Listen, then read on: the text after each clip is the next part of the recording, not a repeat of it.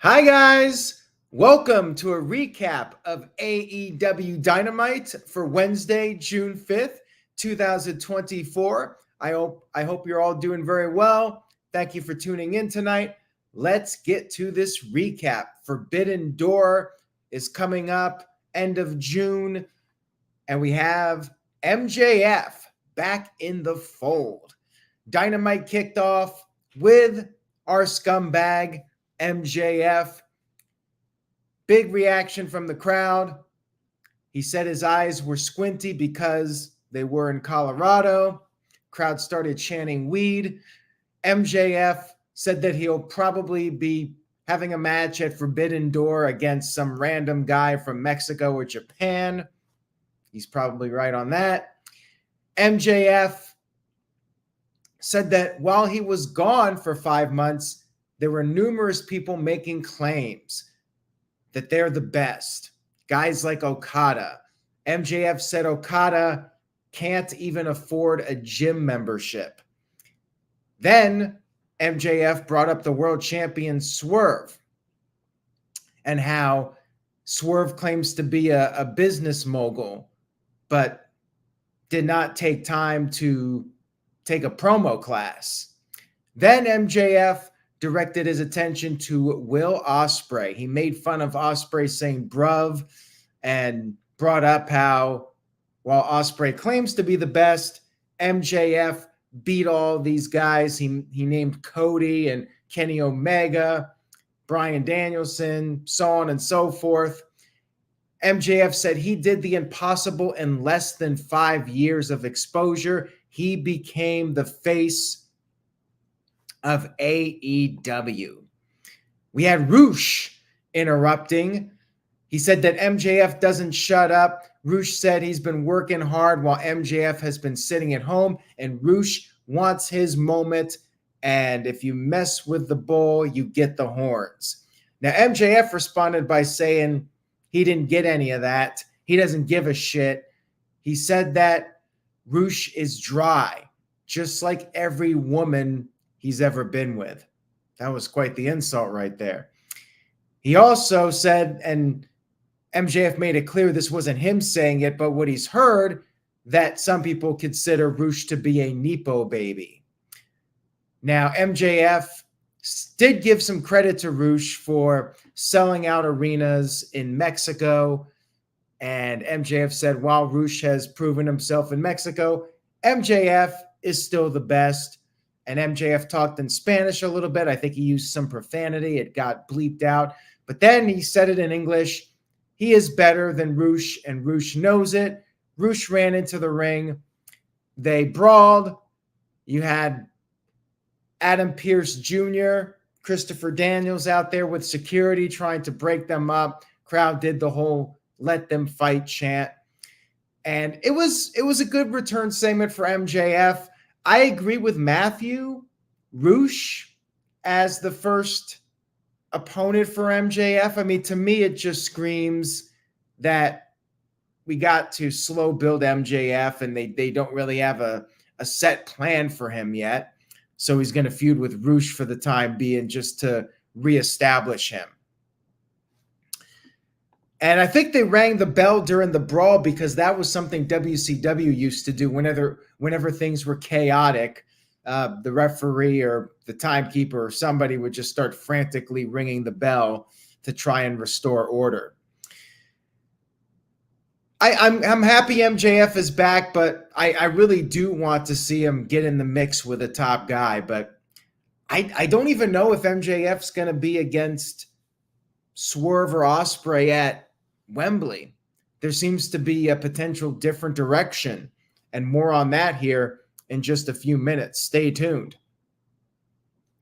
We had a Roderick Strong video package. He climbed up some mountain in Colorado, and he said that he was looking out at the sun, and he made a point that the sun is setting on Swerve Strickland's world championship reign. Yeah, right. Yeah. We'll see about that. We had our first match of the evening. Orange Cassidy versus Kyle O'Reilly versus Jay Lethal versus Ray Phoenix with the winner getting an international championship match against Will Ospreay on next week's Dynamite. It was a pretty good match with these four. Entertaining stuff, lots of high flying. All four guys ended up down at one point. Crowd gave them the standing ovation, chanting AEW. After the commercial break, everybody started hitting their big moves. Orange Punch to Kyle O'Reilly, and then Jay Lethal came in with the lethal combination to Orange Cassidy. Then he hit the lethal injection on Kyle, went for the figure four on Rey Fénix, but Fénix countered it with a roll-up and got the 1-2-3 victory. Rey Fénix gets the international title match next week, and it should be a very entertaining match, but we all know that Will Ospreay's not losing now that he's the number one contender. Unless he gets hurt or something, and they have to call an audible at the ring at the last second. Let's hope that doesn't happen. Again. And I'm talking about the Jon Moxley issue with Rey Fénix from Grand Slam last. After the match was over, we had the angle with Trent Beretta and Don Callis. I really don't care about this. But anyways, Chris Statlander got in the ring because Orange Cassidy grabbed the chair. Statlander ended up taking a shot at Orange, and then Willow Nightingale ran down, and Chris Statlander took off. We had footage shown of Chris Jericho arriving. Hi, guys. Chris Jericho here. Jericho had an issue with the cameraman for being shaky, but he gave him some tips on how to handle the camera better, and then went into the arena, waved to everybody. Hi, guys. Thanks, guys. And there's more Chris Jericho. Just stay tuned. Willow Nightingale cut a backstage promo, talked about how she would have trusted Chris Statlander with her life. And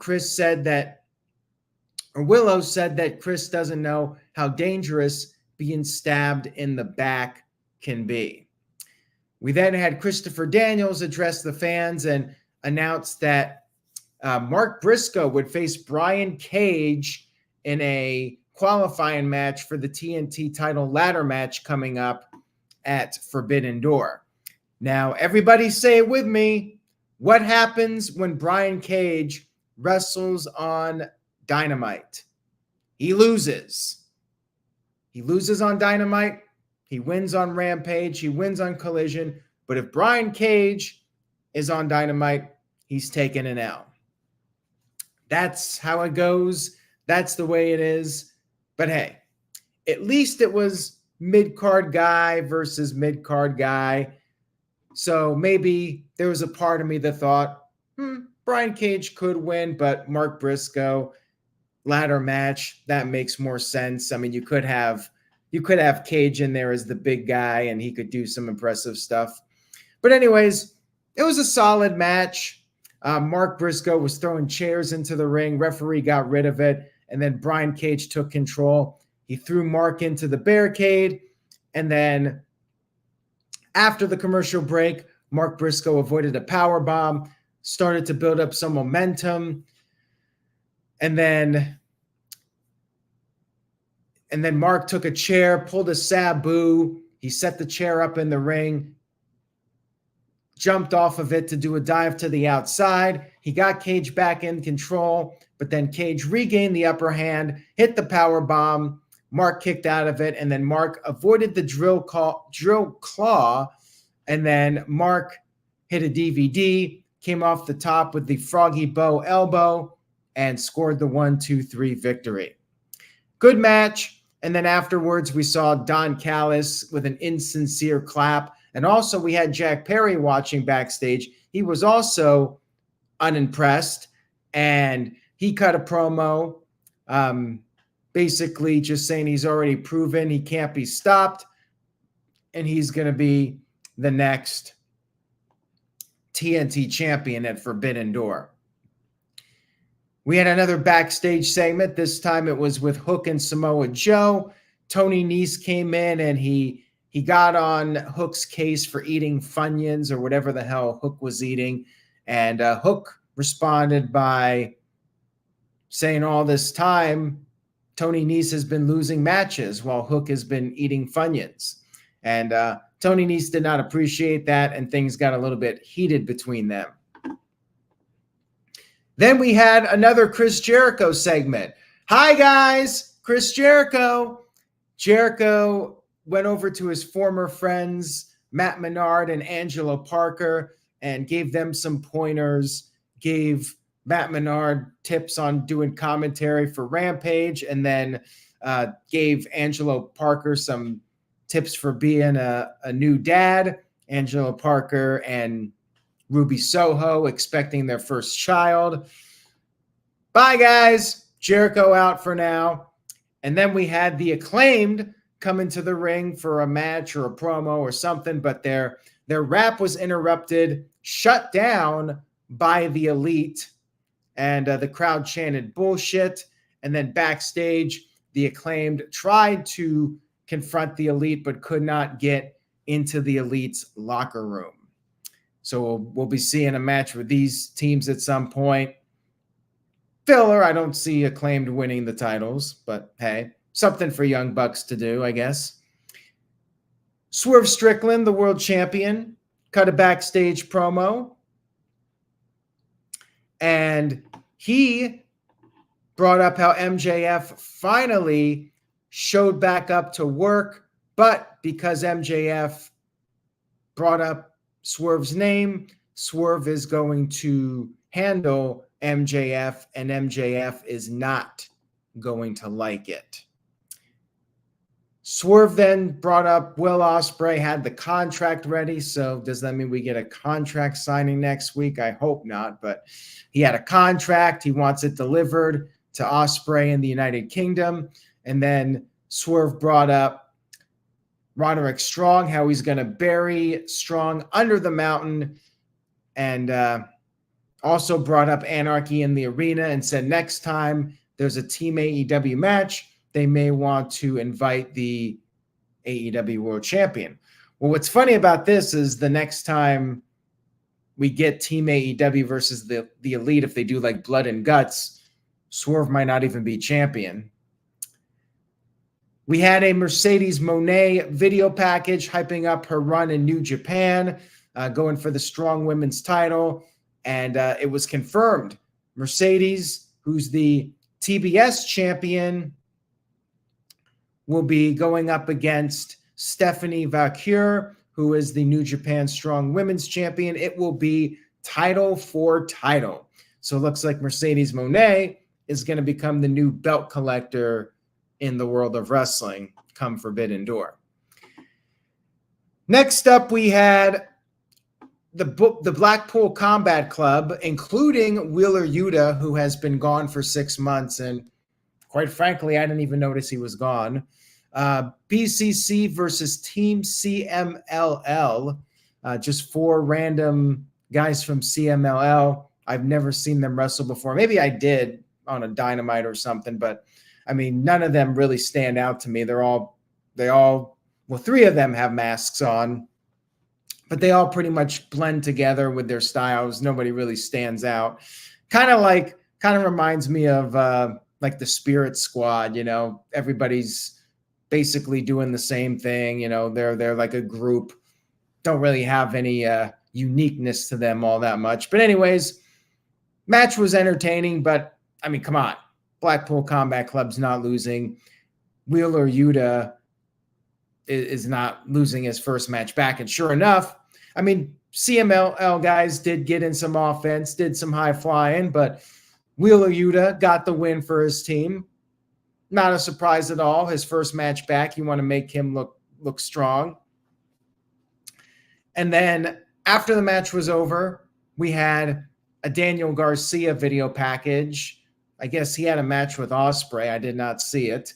I really don't care about Daniel Garcia at this point. I don't know if they're dropping the dancing gimmick. I mean, it felt more serious than some of the stuff he's done as of late.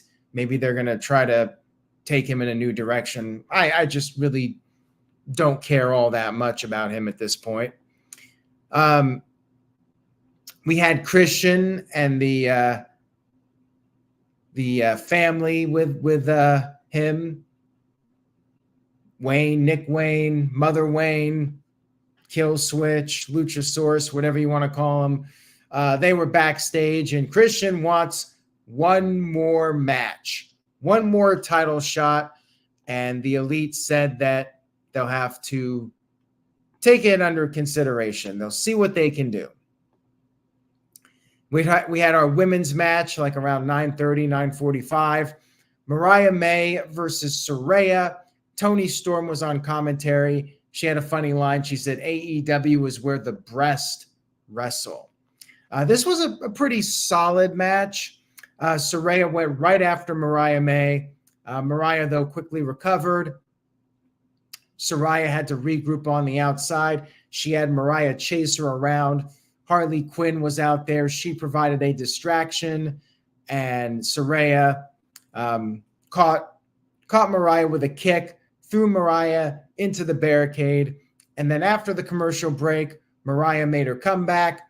She had a hip attack, but then Saraya hit a DDT, pretty scary looking DDT. Looked like she practically dropped Mariah on her head, but Mariah was able to continue, and then Saraya applied a submission. Mariah was like looking over at Toni Storm, but there was nothing Toni could do. Mariah ended up tapping out or giving up. I guess she couldn't really tap out. She was in really no position to even move in this submission. And then afterwards, Toni checked on Mariah. Saraya and Harley attacked both of them, both Toni and Mariah. And then Mina Shirakawa ran down there to make the save. And we had the usual weird segment with Mina where her and Toni started bumping their chests into each other. And then Mariah tried to break the tension by giving both of them a hug. And then Mina kept squeezing her breasts into Mariah May. Very odd storyline here. But yeah, it's Toni defending her championship against Mina at the Forbidden Door pay-per-view. So there you go. I'm feeling like it's going to be the fact that Saraya won this match makes me think that it's Saraya versus Toni Storm for the title at Wembley. Like that's the only reason I can see Saraya winning this, other than, she's one of your top stars and you haven't done jack with her in a while. So there you go. Saraya gets a match on Dynamite and actually wins a match and looks like she may become a contender again. We had Bryan Danielson cutting a backstage promo, and here's what makes me question what's going on with MJF, because Bryan said this final year of his career hasn't been what he hoped for, but it ain't over yet.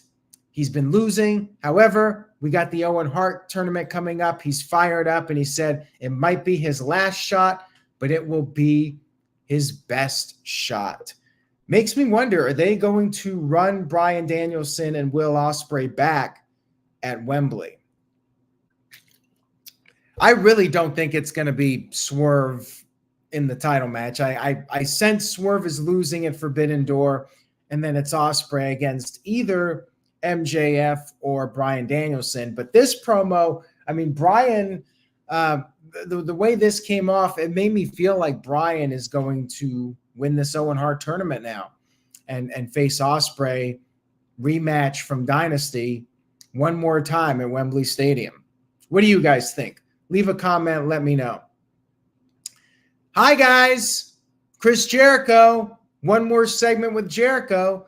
Backstage with Private Party, Chris Jericho said that they should invite all people. They should change their names to Public Party. Private Party declined the name change to Public Party, and Jericho then invited them to Tree Time with Chris Jericho on next week's Dynamite. So there you go, guys. Hi, guys. Chris Jericho on Dynamite next week for the Tree Time with Private Party. That's coming up next week. Bye, guys. This Jericho angle, gimmick, whatever you want to call it, it is so goofy. It's so bad that I'm actually starting to like it. I hate to say it. This may have been the week where it's turned the corner for me. It's gotten so obnoxious that I'm liking it in a WCW 2000 type of way. Like, it's so dumb that I'm actually starting to like it. Yes, Jeff, I'm trying to find some positivity in the vortex of Jericho. Hi, Jeff. Thanks for tuning in, Jeff. We had our main event of the evening. Swerve Strickland defending the AEW World title against Roderick Strong. It was actually a world title match, not an eliminator match. Wow. How about that? Now, that being said, I didn't think for a second that Roderick Strong had a snowball's chance in hell of winning this match, but it was good. It was a good match. Felt like I was watching a 2019 NXT main event, and I actually think they mentioned that they fought before in 2019 without mentioning NXT. Somebody let me know. They must have wrestled in NXT at some point. But anyways, Swerve went for the stop right away, but then Matt Taven was on the ring apron, and then Strong gave Swerve a backbreaker on the top turnbuckle. However, Swerve managed to send Strong into the ring post, and then after the commercial break, with an assist from the Undisputed Kingdom, Strong did regain the upper hand, and he dropped Swerve back first on the apron and then back in the ring. They traded shots. Strong hit multiple elbow strikes, and then he powerbombed Swerve. Swerve kicked out, of course, and then Strong hit a flying kick.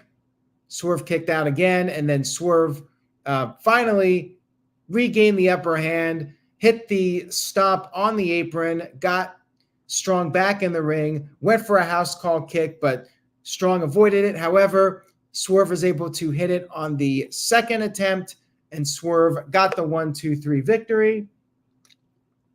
No surprise here. Swerve's still your champion. Swerve celebrated, and that was the end of Dynamite. No cliffhanger, nothing. Show was all right. It was, I thought, wrestling-wise, it was solid, but not anything too stellar. The MJF segment, I thought, was easily the best thing of the show.